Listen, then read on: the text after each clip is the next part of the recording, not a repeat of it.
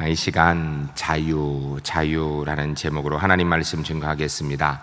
세종실록에 보면 세종대왕의 유언이 기록되어 있는데, 이 유언은 자기의 자녀나 가족에게 남긴 것이 아니라 후대에게 남긴 유언입니다. 내용은 이렇습니다. 외인과 야인에 대한 것 작은 문제가 아니다. 오랫동안 평안에 빠져 있다 혹 해이해지지 않을까 심히 걱정되는 바이다. 언제나 하루와 같이 정신 바짝 차려 조금이라도 해이해지는 일이 없도록 해야 한다. 예조와 병조에 해당 관리들에게 이 일을 단단히 이르라. 이런 내용의 유언이 들어 있습니다. 이것은 일본인과 북방인을 소홀히 여기면 안 되고, 태평 세월의 안일에 젖어서 방심한 채 지나가다가는 큰 일을 당할 수밖에 없으니 그러지 않기를 신신당부한 세종대왕의 유언입니다. 앞으로 닥칠 불행한 미래를 예측하기로 한 듯한 당부입니다. 그런데 후손들은 세종대왕의 이런 유언을 명심하지 않았습니다. 결국 세종의 걱정이 현실이 되어버렸습니다. 세종이 타계하고 나서 150년 후에 조선은 외란과 호란으로 온 국토가 초토화되고 유린되었습니다. 그리고 다시 300년 뒤에 아예 나라를 일본의 통째로 빼앗겨 버리고 말았습니다. 우리나라가 일본의 나라를 빼앗길 때 일본 제국의 힘은 너무나도 강했습니다. 전통적인 강국인 청국과 싸워서 일본이 승리하였고요, 러시아와의 전쟁에서도 일본이 승리하였습니다. 아시아 전체를 손에 넣은 일본은 세계를 제패하려고 미국의 진주만을 공습하는 일까지 하게 됩니다. 이렇게 강력한 대한제국이 결국은 일본 제국이 연약한 대한제국도 결국 나라를 빼앗게 되는 것입니다. 대한제국은 일본 제국주의의 무력 앞에 너무나도 연약하고 무능하였습니다. 나라를 빼앗기고 그 상황에 사회 지도자의 다수들은 일본의 계략에 넘어가 친일파가 되기도 하였고, 항거하는 지도자들은 체포되어 투옥되고 고문당하고 순국하기도 하였습니다. 백성들은 일제의 폭정에 시달렸고, 이 대한민국 땅에서 대한민국 국민들이 법도 인권도 그들을 지켜줄 수 있는 아무것도 없는 그런 무법지대에 살고 있게 된 것입니다. 그러나 하나님께서 그 일본을 심판하셨습니다. 제2차 세계대전 종전 직전에 일본의 폐색이 짙어질 때에 이 땅에 있던 일본 지도자들이 자주 비밀 회합을 가졌습니다. 일본이 이 전쟁에서 질 수밖에 없다라는 결론을 내리고, 이것이 만일 조선인들에게 알려지면 3.1운동 같은 봉기가 일어날 것이 분명하므로 일본인들은 봉기 일으킬 만한 한국의 지도자들, 그리고 종교 지도자들 모두 학살할 계획을 세우고 명단을 작성하게 되는데, 그 명단에 이름이 오른 사람이 20만 명이라고 합니다. 전국적으로 일제히 죽일 거사일을 1945년 8월 17일로 정하였습니다. 학살 방법은 비행기를 띄워서 적 비행기로 보이게 한 다음 공습 경보를 발령하고, 그들 모두를 방공호로 대피시켜 히틀러가 했던 것처럼 독가스를 주입하여 일거에 몰살시킨다라는 계획을 세웠습니다. 무섭고 악랄한 음모였습니다. 그러나 하나님께서는 이것을 허락지 않으셨습니다. 거사일 10일 전인 8월 6일 미국의 B-29 폭격기가 원자탄을 싣고 일본 히로시마와 나가사키에 투하하게 됩니다. 이 원자폭탄으로 인해서 죽은 일본인 수가 공교롭게 20만 명에 이른다라고 기록하고 있습니다. 하나님은 역사의 심판자이십니다. 원자탄이 투하되고 학사 거사일 8월 17일에 이틀 전인 8월 15일 미국의 미조리 함상에서 연합군에게 일본 천황은 무조건 항복하게 됩니다. 그 결과로 우리에게 광복의 기쁨이 찾아오게 된 것입니다. 생각해보면 이 땅의 광복은 전적인 하나님의 은혜와 섭리로 이루어진 것입니다. 하나님께서 8월 17일 대학살을 미리 막아주셨고, 우리 민족을 보호해 주신 것입니다. 우리가 애국가의 가사를 이렇게 부르고 있죠. 동해물과 백두산이 마르고 닳도록 하나님이 보호하사 우리나라 만세. 이 가사대로 지켜주신 것입니다. 8.15 광복은 자유를 주시는 전적인 하나님의 선물인 것입니다. 올해는 광복 74주년입니다. 광복이라는 것은 빛광 돌아올 복하여서 빛이 돌아왔다라는 뜻입니다. 국군과 민족의 희망을 되찾은 날이라는 뜻입니다. 1945년 8월 15일에 광복은 일제에게 빼앗겼던 나라를 되찾은 날. 광복절은 우리 민족에게 아주 중요한 날이기도 하지만 또한 우리 기독교인 한국 교회의 역사에서 잊지 말아야 되는 중요한 하나님의 은혜의 시간입니다. 이 땅을 향한 하나님의 은혜를 잊으면 안 될 것입니다. 국내외적 상황에서 하나님의 역사하심이 없이는 독립은 불가능한 일이었을 것입니다. 오늘 우리는 74년 전에 하나님께서 왜 이 대한민국 땅에 광복의 기쁨, 자유의 은혜를 허락하셨는지 그 의미들을 한번 돌아봐야 될 것입니다. 왜 특별히 하나님께서 우리 민족에게 자유를 주셨는가? 20세기에 들어와서 침략 전쟁으로 세계를 어지럽힌 나라가 크게 두 나라가 있습니다. 하나는 독일이고 다른 하나는 일본입니다. 아시아는 일본이, 유럽은 독일이 피로 물들였습니다. 1939년 독일과 일본에 의해서 일어난 세계 제2차 세계대전 6년 기간 동안에 죽은 사람의 숫자가 약 5천만 명입니다. 지금 현재 우리나라의 인구만큼이 죽었습니다.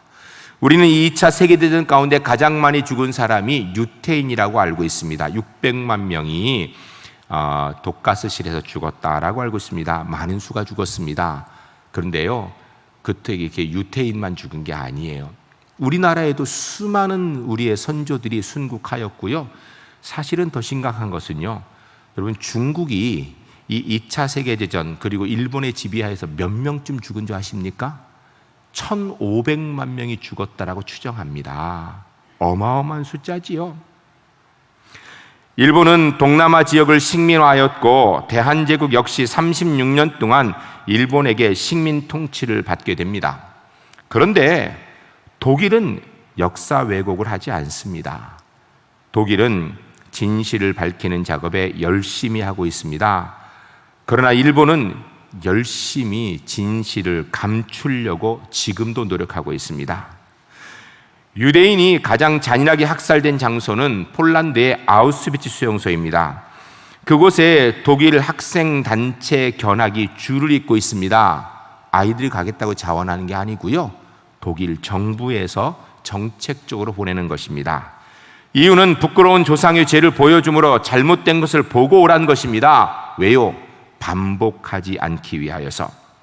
독일의 총리 슈레더가 무릎을 꿇고 아우슈비츠 수용소에서 눈물을 흘리며 머리 숙여 사죄한 것이 세계 곳곳에 방영되기도 하였습니다. 베를린 중앙 브란데부르크 문에는 독일인의 자부심이 서려 있습니다. 이것은 독일의 승전비, 자기들의 개선문입니다. 독일의 상징입니다. 그런데 바로 그 옆에 대규모 유대인 추모 공원을 독일인들이 만들었습니다. 추모공원 입구에 가면 새카만 대리석 같은 돌이 직사각형, 정사각형으로 1,000개 이상이 놓여 있습니다. 이 돌들은 어두움을 상징하는 것입니다. 독일이 유대인에게 어둠을 주었다는 뜻입니다. 독일이 가장 자부심을 가지고 있는 그들의 심장부 베를린의 공원 브란데부르크 문 옆에 추모공원을 만들어서 과거 자기들의 조상이 유대인에게 잘못한 것들을 독일인에게 잊지 않게 하고 회개하게 하고 다시는 그런 잘못을 짓지 않게 하기 위하여 거기에 세워놓은 것입니다. 독일은 자신의 부끄러운 역사를 인정하고 그 일을 돌이키기 위해 할 수 있는 모든 일을 지난 74년 동안 노력하고 애를 썼습니다. 그러나 일본은 역사 왜곡, 일변도를 변함없이 지금까지 하고 있습니다. 문제가 심각합니다. 독일이 자기 후손들에게 자기들의 잘못을 가르치고 깨우치고 다시는 그런 일이 일어나지 않게 하기 위한 노력으로 독일과 주변 나라들이 지금 평화롭게 지내고 있는 것 우리가 알고 있지 않습니까? 그러나 일본은 달라요. 여러분, 우리와 일본의 관계가 결코 쉽게 해결될 요양이 보이지 않습니다. 또 일본과 중국의 관계 결코 쉽게 해결되기 어렵습니다. 일본은 자신들의 과거에 저지른 잘못을 솔직히 인정하고 용서를 구한 뒤 또다시 그러한 과오를 범치 않도록 하기 위해 후손들에게 가르쳐야 되는 것입니다. 이런 일이 이루어지도록 우리 한국교회가 일본을 위해서 기도할 때가 이 광복 74주년을 맞이하는 지금 한국교회의 책임인 것입니다. 1948년 5월 31일 오후 2시 옛 중앙청사 회의실에서 대한민국 민주주의의 상징인 국회가 처음 열렸습니다. 바로 재헌국회입니다. 198명의 의원들이 참석하였고, 문헌에 따르면 당시 재헌국회 국회의원 중에 이윤영, 오택환, 이남규, 오석주 이렇게 네 분의 목사님이 의원으로 참석하였고, 교회 평신도로는 이승만, 윤치영 등 50여 명의 기독교인들이 이 국회의원으로 이 자리에 참여하였습니다. 그 당시 임시 국회의장은 이승만 대통령이었고, 그는 많은 국회의원들 앞에서 이렇게 이야기했습니다. 동지 여러분, 우리나라를 독립국가로 만들어주신 여호와 하나님께 감사기도 드립시다. 우리 중 어른이시고 목사이신 이윤영 목사님께서 기도하시겠습니다 라고 이야기했습니다. 이 일은 즉석에 일어났고요, 그 자리에 있는 사람 단 한 사람도 아니요, 그러면 안 됩니다라는 반대가 없었습니다. 결국 이윤영 목사님 의원께서 일어나 대한민국 첫 국회 시작을 기도로 시작한 것입니다.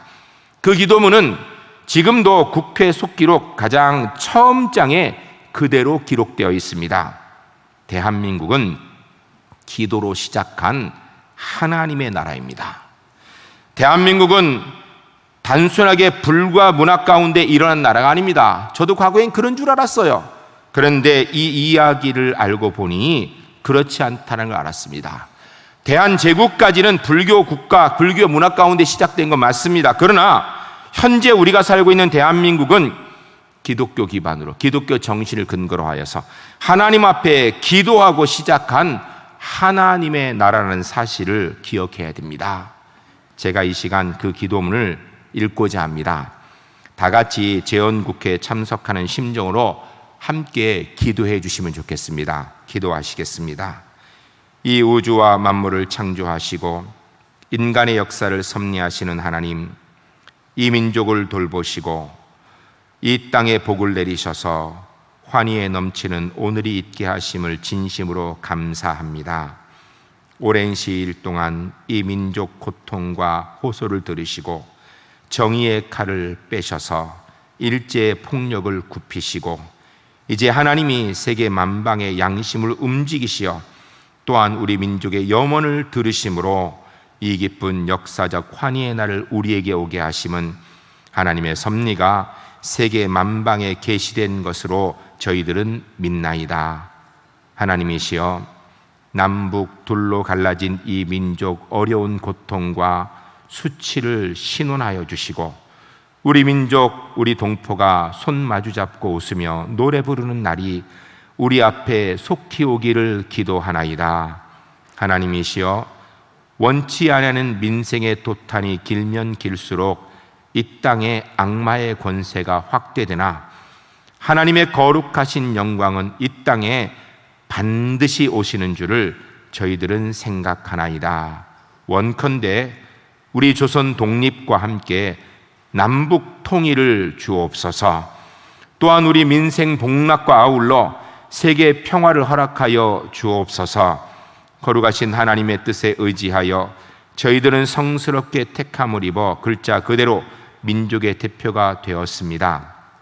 그러하오나 우리들의 책임이 중차대한 것 저희들을 느끼고 우리들 자신이 진실로 무력한 것을 생각할 때에 지와 인과 용과 모든 덕의 근원 되시는 하나님 앞에 이러한 요소들을 저희들에게 주시기를 간구하나이다. 이제 이로부터 국회가 성립되어서 우리 민족의 염원이 되는 모든 세계 만방이 주시하고 기다리는 우리의 모든 문제가 원만히 해결되며, 또한 이로부터 우리의 완전한 자주 독립이 이 땅에 오며 자손 만대에 빛나고 푸르른 역사로 저희들이 정하는 이 사업을 완수하게 하여 주시옵소서. 이 회의를 사회하시는 의장으로부터 모든 우리 의원 일동에게 건강 주시옵고, 또한 여기에 양심의 정의와 위신을 가지고 이 업무를 완수하게 도와주시기를 기도하나이다. 역사의 첫걸음을 걷는 오늘의 환희와 우리의 감격이 넘치는 이 민족적 기쁨을 모두 합하여 하나님께 영광과 감사를 올려드리나이다. 이 모든 말씀 주 예수 그리스도의 이름 받들어 기도하나이다. 아멘. 사랑하는 성도 여러분, 이은영 목사님께서 재헌국회에 기도하신 이 기도문의 내용들을 하나님께서 지난 74년 동안 우리 민족 가운데 이루어 주신 줄로 믿습니다. 한 가지 남아 있습니다. 남과 북이 통일되는 일 한 가지가 남아 있습니다. 우리 후손들이 하나님의 뜻에 순종하며 하나님의 역사를 이루는 가운데 통일도 우리에게 주실 줄로 믿습니다. 남북 통일을 위하여 한국교회가 기도해야 될 책임이 있는 것입니다. 브리테니카라는 영국 여왕이 애용하는 요트가 있었습니다.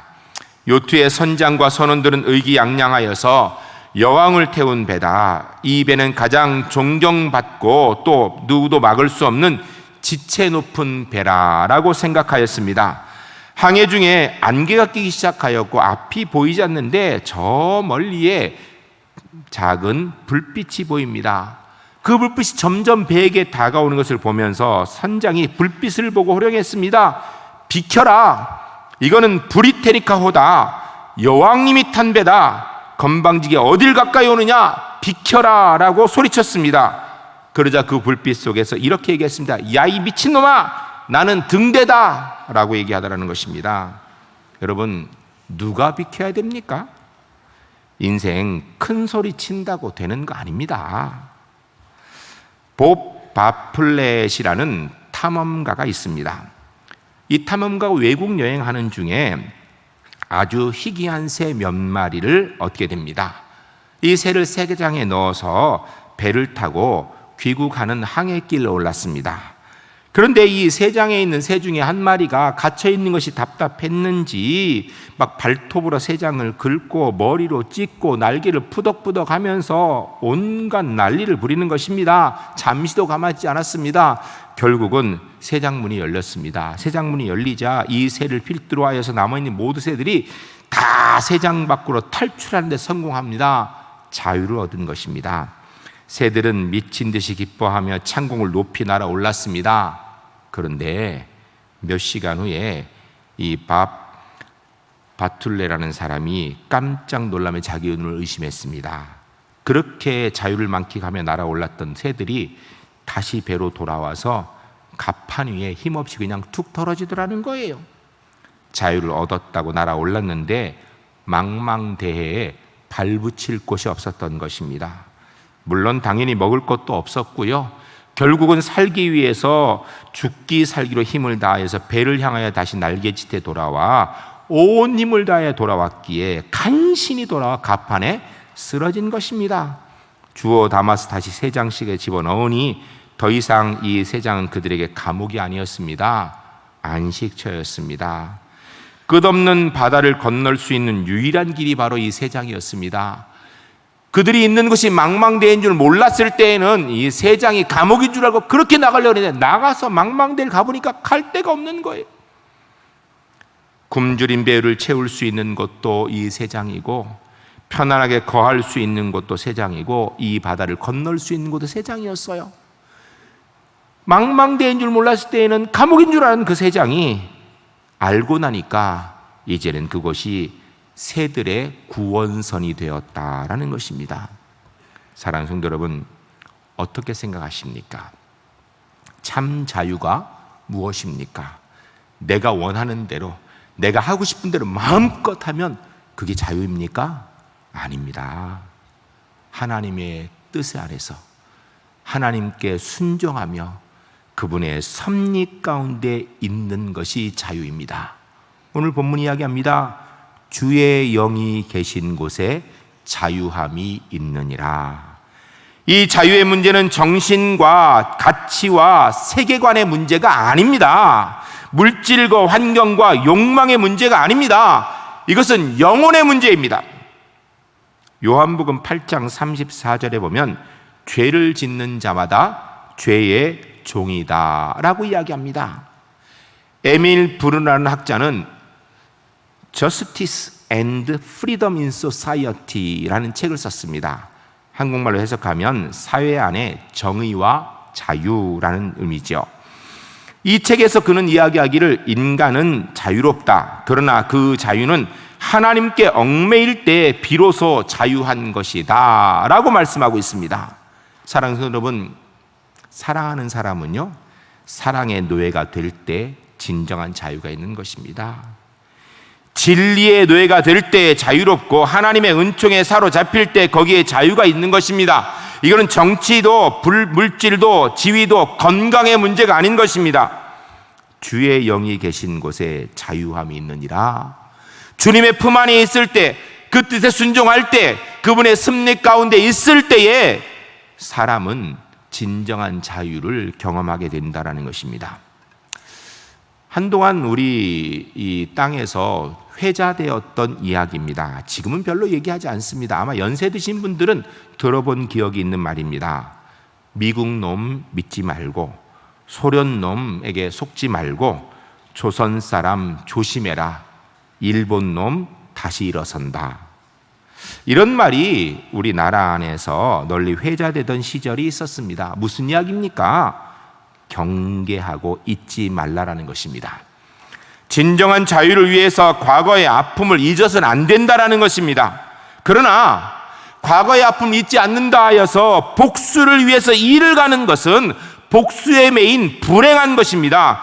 주는 영이시니 주의 영이 계신 곳에 자유가 있느니라는 말씀대로 진정한 자유는 미움이나 복수심 불타는 곳에는 없습니다. 진정한 자유는 오직 주의 말씀에 따라 용서하는 것, 사랑하는 곳에 있는 것입니다. 우리나라는 광복되어진 지 74년이 되었습니다. 독립하여 자유를 얻은 것입니다. 그런데 아직도 우리는 일본인에게로부터 자유롭지 못합니다. 한일 관계에 끊임없이 매여 있습니다. 왜 이럴까요? 이유는 한 가지입니다. 우리가 일본을 용서하지 않기 때문이에요. 여러분, 한국교회는 일본이 회개하고 돌아오도록 기도해야 됩니다. 거기까지 사실 우리 하려요. 그러나 그들이 회개하고 안 하고는요, 하나님과 그들과의 개인적인 문제예요. 우리가 관여할 건 아니에요. 우리가 해야 될 것은요, 이제는 하나님의 사람답게 그들을 용서해야 됩니다. 성경이 뭐라고 얘기해요? 원수도 사랑하라고 이야기합니다. 우리에게 원수가 일본이라면 우리가 그들을 위해서 기도하고 그들을 용서하고 그들을 사랑하도록 해야 되는 것입니다. 여러분, 용서한다고 해서 기억이 희미해져가지고 과거에 무슨 일이 있었는지 생각도 안 나고 그래서 이게 아니고요, 우리가 어떤 일을 당했는지 정확하게 기억해야 돼요. 잊으면 안 됩니다. 그리고 정확하게 기억하기 때문에 준비할 줄도 알아야 돼요. 그러나 하나님의 말씀에 따라서 미워하는 것을 이제는 사랑하는 것으로, 용서하는 것으로, 기도하는 것으로 바꿔야 될 때가 온 것입니다. 하나님께서 세우신 대한민국의 국민이신 우리 울산제일교회 성도 여러분, 나라를 잃은 아픔 절대 잃어버려서는 안 됩니다. 그러나 우리나라를 빼앗았던 일본이 하나님을 알도록, 하나님의 뜻에 순종할 수 있도록 그들이 회개하고 돌아오도록 기도해야 됩니다. 그리고 그들을 우리가 용서해야 됩니다. 그들을 사랑해야 됩니다. 여러분, 하나님의 뜻인 용서는 일본 사람이 우리에게 해줄 수 있는 게 아니에요. 왜냐하면 우리가 피해자이기 때문이에요. 그러나 우리는 주의 말씀에 따라서 순종하여 우리의 감정과 우리의 마음을 넘어서서 주의 말씀에 순종하여 용서할 수 있는 것입니다. 오늘 우리 대한민국의 상황이 결코 녹록하지가 않습니다. 구체적으로 북한의 핵 위협, 끊임없는 북한의 미사일 도발, 미국과 중국이 지금 무역 전쟁을 하고 있는데요, 무역 전쟁의 가장 큰 피해자가 대한민국이 됩니다. 미국도 아니고 중국도 아니고요, 대한민국 가장 큰 피해자가 될 판이에요. 지금 일본은 경제 보복 조치를 취하고 있는데 우리가 참 어찌할 수 없는 상황입니다. 여러분, 지금이 바로 우리가 일본을 용서하고 위에서 기도해 줘야 될 때인 것입니다. 저는 오늘 설교를 준비하면서 이은영 목사님께서 재헌국회 때 기도하신 내용들 하나님이 다 이루어주셨는데 왜 남북 통일은 아직까지 이루어주시지 않으신 것인가 고민하였습니다. 그런 가운데 주님께서 저에게 말씀해 주시기를 우리가 일본을 아직도 미워하고 용서하지 않고 있으니 남과 북이 통일되지 않은 것이 아닌가라는 깨달음을 주셨습니다. 왜냐하면요, 남과 북이 통일되면요, 세계의 가장 힘 있는 초강국 중에 하나 됩니다. 일본은 게임도 안 된다고 합니다. 우리가 힘이 있으면 어떻게 될 것 같아요? 미워하는 일본 복수하겠지요. 그건 하나님의 뜻이 아닙니다. 이제는 우리가 일본을 용서해야 됩니다. 위에서 기도해야 됩니다. 그러는 가운데 하나님께서 우리에게 남과 북의 통일을 주셔서 한라에서 백두까지 주님을 찬양하는 소리가 가득한 나라 되어지고 그 힘을 가지고 복수하는 것이 아니라 세계 열방을 향하여 하나님의 뜻을 펼쳐나가는 그런 대한민국을 우리가 기도하며 만들어가 우리 후손들에게 물려줘야 될 줄로 믿습니다. 이것이 광복 74년 전에 우리에게 주신 하나님의 진정한 자유의 의미가 아니겠습니까?